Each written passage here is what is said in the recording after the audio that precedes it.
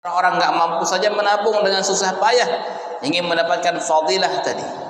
Bertambahnya pahala kelak pada hari kiamat akan menjadi tunggangan, dan beberapa riwayat yang lain kemudian darah tersebut akan telah diterima oleh Allah sebelum datang ke atas, jatuh di atas muka bumi. Dan amalan yang paling dicintai oleh Allah, kalau amalan tersebut dicintai oleh Allah di hari tersebut, niscaya otomatis juga yang melaksanakannya pun dicintai oleh Allah.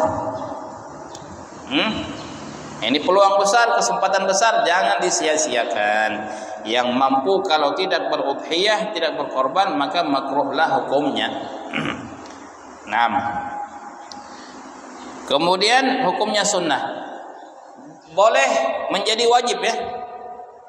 Udhiyah berkorban itu bisa menjadi wajib. Kapan? Kalau dinazarkan. Kalau orang bernazar, kalaulah aku tahun ini dipanggil naik haji, nanti aku bernazar mau berkorban, wajib jadi hukumnya walaupun dia sunnah tadinya ya. Kalaulah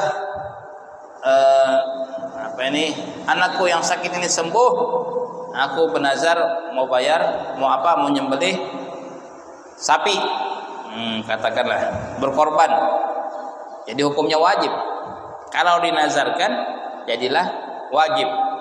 Dan juga akan menjadi wajib apabila seseorang ini mengatakan ataupun berucap dengan lisannya kepada suatu hayawan yang dimilikinya, kambing, ja'altuka udhiyati, aku menjadikan engkau kambing sebagai udhiyahku, hewan korbanku nanti di Idul Adha ini. Ini pun juga dengan ja'al, dengan menjadikannya, menunjuknya, memberikan isyarat kepadanya, menjadi sesuatu yang wajib.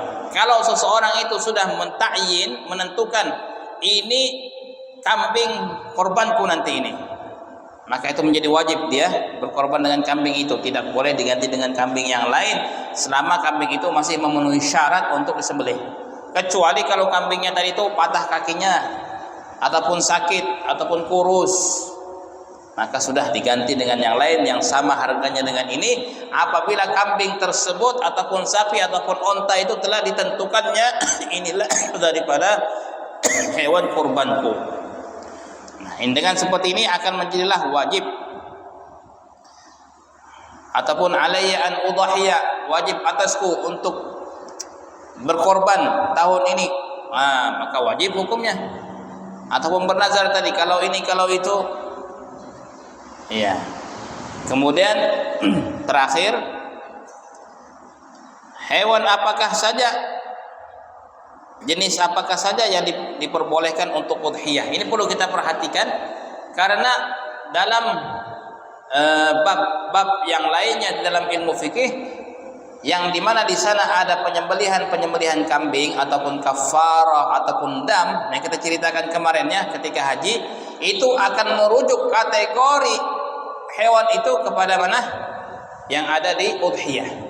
Nah, kemarin kita tahu kan menyembelih kambing, kalau haji tamattu menyembelih kambing, haji qiran menyembelih kambing, meninggalkan salah satu dari hal yang wajib, tidak mabit di Muzdalifah, tidak ini, tidak itu, tidak tawaful wada, maka menyembelih kambing. Kambing yang mana ini?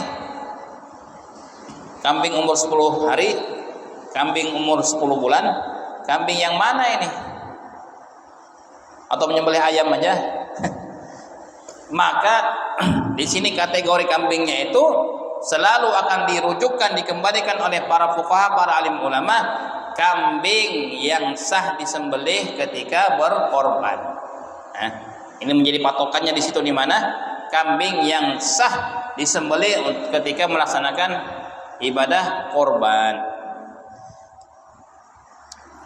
Hewan yang disembelih yang memenuhi kategori dalam udhiyah ada 3. Itu saja, tidak yang lainnya. Kambing, sapi, dan onta. Kambing, sapi, dan onta. 6.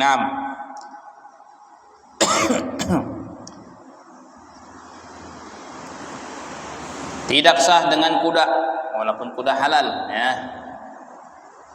Tidak sah dengan keledai, karena keledai haram. Tidak boleh makan keledai.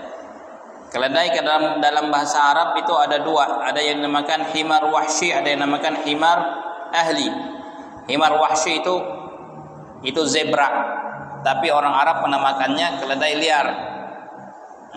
Kalau keledai yang jinak itu yang hidup digunakan untuk transportasi, ngangkat-ngangkat ataupun ditunggangi, itu namanya himar ahli, keledai yang jinak. Kalau keledai yang apa itu, yang liar itu dinamakan zebra ya. Kalau zebra halal, tapi keledai yang biasa digunakan itu tidak halal, walaupun bentuknya seperti kuda ya. Jadi yang dijadikan hewan kurban ini hanya 3 saja: kambing, sapi, dan onta dengan segala jenisnya. Kambing kacang, kambing Arab, biri-biri, domba, semua boleh ya. Asal jangan kambing hitam saja. Kambing hitam boleh. Sapi begitu juga. Mau sapi perah, mau sapi Bali, mau sapi apa lagi? Kerbau bagaimana? Bahasa Arabnya jawamis ataupun jamus. Kerbau juga boleh. Kerbau boleh menurut mazhab Imam Syafi'i untuk berkorban. Naam. Kalau onta begitu juga boleh.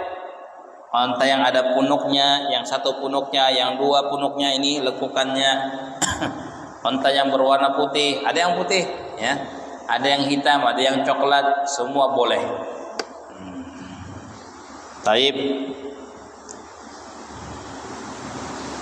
Dan seafdal-afdalnya adalah onta.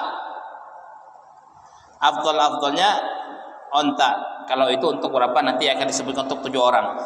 Ini apabila dibandingkan dari 3 ini, afdalnya adalah onta badanah, yaitu onta betina.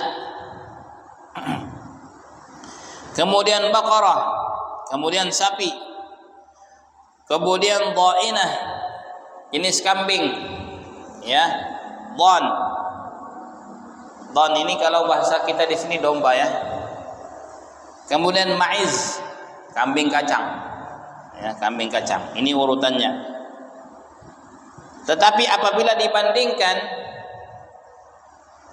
menyembelih 1 ekor sapi untuk 7 orang ataupun 7 orang setiap orang menyembelih kambing, maka fuqaha mengatakan menyembelih 7 ekor kambing untuk 7 orang lebih afdal daripada 1 ekor sapi untuk 7 orang ya, itu lebih afdal. Naam. Begitu juga afdal daripada onta. Sawa. Kemudian apabila dibandingkan melihat daripada jenisnya, maka yang berwarna putih lebih afdal. Oh, kok ada kategori yang putih juga? Subhanallah, dalam Islam pun juga bahwasanya warna itu mempengaruhi. Yang putih, kemudian yang kekuning-kuningan, derajat kedua, kemudian yang kecoklat-coklatan seperti debu, kemudian putih kehitam-hitaman, kemudian yang berwarna hitam, kemudian kambing ataupun hewan yang berwarna merah. Kenapa demikian? Karena para alim ulama mengatakan kambing ataupun sapi ataupun unta yang berwarna putih itu kebanyakan dagingnya thayyib, dagingnya enak, lezat. Dan Nabi alaihi salatu wassalam pernah menyembelih korban dengan kambing yang berwarna putih, Jadi warna itu mempengaruhi kepada daging kambing ataupun hewan tersebut. Nah,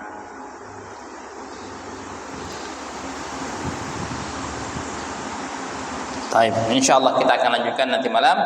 Ya, ini yang berkaitan dengan masih hewan kurban tersebut kategori apa sajakah apabila dipandang daripada umurnya. Dari umur berapa sampai ke berapa? Tidak semua yang namanya kambing, tidak semua yang namanya sapi dan unta itu boleh disembelih. Ada kategori umur tersendiri. tidak sembarangan. Dan insyaallah kita akan lanjutkan nanti malam. Mudah-mudahan Allah Subhanahu wa taala memberikan kita kemanfaatan dengan ilmu yang kita pelajari, dan mudah-mudahan Allah Subhanahu wa taala memberkati dan senantiasa menuntun kita untuk kepada jalan yang benar sehingga kita diridhai oleh Allah taala dan kita akan dikumpulkan dengan Nabi sallallahu alaihi wasallam sebagai umat yang menjalankan daripada sunnahnya. Amin ya rabbal alamin. Billahi taufiq wal hidayah. Assalamualaikum warahmatullahi wabarakatuh.